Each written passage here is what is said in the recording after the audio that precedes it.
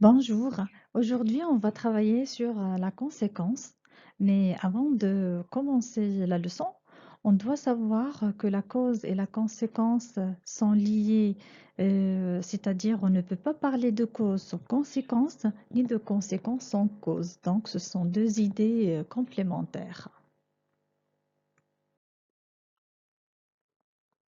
Voici Amine. Amine, elle est fatiguée, donc ça se voit peut-être qu'il a travaillé tard. Donc, il va dormir. Donc ici, on a relation cause à effet, c'est-à-dire à conséquence, conséquence à cause. Donc, il va dormir, donc c'est la conséquence par rapport à la première image qui est la fatigue. Donc, on comprend maintenant que la conséquence est un fait, un événement entraîné par une action, c'est tout simplement le résultat d'une action. Donc, comme on a vu tout à l'heure, donc il va dormir est le résultat de la première phrase qui est il est fatigué, c'est-à-dire la fatigue. Et comme on a cité tout à l'heure, donc on ne peut pas parler de cause sans parler de conséquence. Donc ici, il va dormir, qui est la conséquence, et il est fatigué. La cause, on peut le relier d'une manière ou d'une autre pour exprimer soit la cause, comme ici, il va dormir car il est fatigué, ou pour exprimer la conséquence, comme il est fatigué, donc, par le moyen donc, alors, de sorte qu'il va dormir. Maintenant, on va s'intéresser, nous, dans cette partie, à la subordonnée circonstancielle de la conséquence. Donc, parmi les moyens qu'on a choisi de travailler, on a donc alors, par conséquent, en conséquence, si bien que de sorte que plus l'indicatif, si plus on va voir plus un adjectif ou adverbe plus que tellement plus que. On commence d'abord avec les moyens les plus simples et les plus utilisés par tout le monde pour exprimer la conséquence, à savoir donc et alors. On va commencer à travailler sur ces deux propositions. Ils ont bien travaillé, ils ont réussi leurs examens.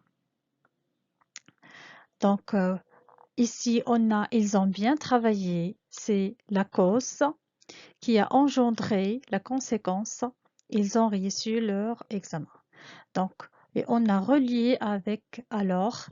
Donc, alors et donc, on l'emploie au milieu de la phrase, toujours à côté de la conséquence.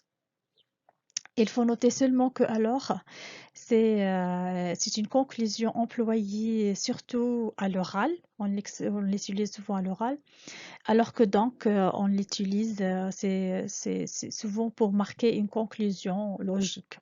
Donc, ils ont bien travaillé, donc ils ont réussi leurs examens. Il est gentil, donc tout le monde l'aime. Donc, il est gentil, alors tout le monde l'aime, tout simplement. Passons maintenant par conséquent, en conséquence. Il faut noter que ce sont des expressions plus formelles, donc surtout on l'utilise à l'écrit. On va travailler sur ces deux propositions comme d'habitude. Donc, il vient de perdre son père, il est triste. Donc, il est triste, c'est une conséquence logique du malheur, c'est-à-dire il vient de perdre la cause, il vient de perdre son père. Donc, pour relier par conséquent, il vient de perdre son père, par conséquent, il est triste. Donc, utiliser toujours à côté de la conséquence. Donc, il vient de perdre son père, en conséquence, il est triste. Donc, ils ont bien travaillé, ils ont réussi leurs examens. Donc, ils ont bien travaillé, en conséquence, ils ont réussi leurs examens. Passons maintenant au moyen si bien que, de sorte que, plus l'indicatif. Et on va toujours travailler sur deux propositions. Donc la première, je suis malade, je ne peux pas aller au collège. Donc je suis malade, c'est une cause qui a engendré une conséquence, un résultat qui est je ne peux pas aller au collège. Donc pour relier ces deux propositions, pour exprimer la conséquence avec si bien que ça donne je suis malade, si bien que je ne peux pas aller au collège, ou je suis malade de sorte que je ne peux pas aller au collège. Donc ici, le verbe pouvoir, il est conjugué au présent de l'indicatif, donc la règle, elle est respectée. Passons maintenant à la deuxième phrase, les deux propositions. Donc, il est tombé, il s'est cassé la jambe.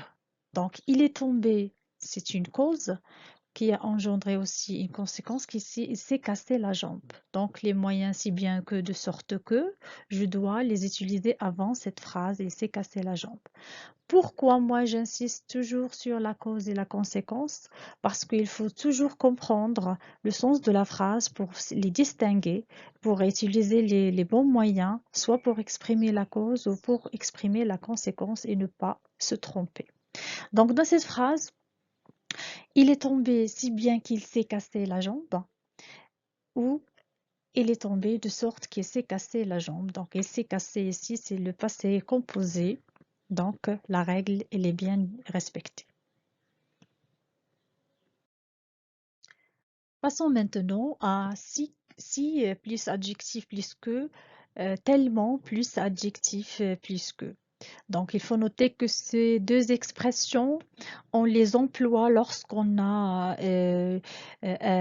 une cause qui contient un adjectif. Effectivement, comme on voit dans cette phrase, elle est gentille, tout le monde l'aime. Elle est gentille, c'est la cause qui a engendrer la conséquence, c'est le fait que tout le monde l'aime. Donc, on place si toujours ou tellement avant l'adjectif et que après l'adjectif. Ça donne elle est si gentille que tout le monde l'aime ou elle est tellement gentille que tout le monde l'aime. Même chose avec ces deux propositions. Il est courageux, il n'a peur de rien. Donc, je peux dire il est si courageux qu'il n'a peur de rien. Ou il est tellement courageux qu'il n'a peur de rien. Si on prend la phrase suivante, je n'ai pas trouvé un moyen de transport. Je suis allé au bureau à pied. Je n'ai pas trouvé un moyen de transport. C'est une cause et je suis allée au bureau à pied, c'est une conséquence. Donc je vois ici que je ne peux pas utiliser ces deux moyens, si plus adjectif plus que, parce que tout simplement, j'ai pas un adjectif dans la première phrase qui est une cause. Donc, je peux utiliser les autres moyens qu'on a vus tout à l'heure. Je peux dire, je n'ai pas trouvé un moyen de transport, donc alors je suis allée au bureau à pied. Ou je n'ai pas trouvé un moyen de transport par conséquent, je suis allée au bureau, ou de sorte que je suis allée au bureau à pied. Maintenant, on va passer aux exercices d'application. On va commencer toujours par la fameuse question, relier les deux propositions suivantes en exprimant la conséquence. Et on a choisi ces deux propositions. La première, l'eau est froide, je ne me baignerai pas. Donc, l'eau est froide. Je commence toujours par distinguer la cause de la conséquence. Donc, l'eau est froide. Donc, comme conséquence, je ne me baignerai pas. Donc, la première est une cause, la deuxième, c'est une conséquence. Donc, si je dois utiliser par exemple, donc ou alors, comme on a fait tout à l'heure, je dis, l'eau est froide, donc ou alors, je ne me baignerai pas. L'eau est froide, par conséquent, je ne me baignerai pas. L'eau est froide, si bien que je ne me baignerai pas. Donc, ici, comme vous voyez, on a le verbe conjugué au futur simple. Donc, on a respecté la règle plus l'indicatif. L'eau est froide de sorte que je ne me baignerai pas. Et on a ici un adjectif dans la cause qui est froide. Donc, je peux utiliser les deux dernières règles qu'on a vues. Donc, l'eau est si froide que je ne me baignerai pas. Ou l'eau est tellement froide que je ne me baignerai pas. En dernier lieu, Je vous laisse réfléchir sur cette citation de Gustave Flaubert.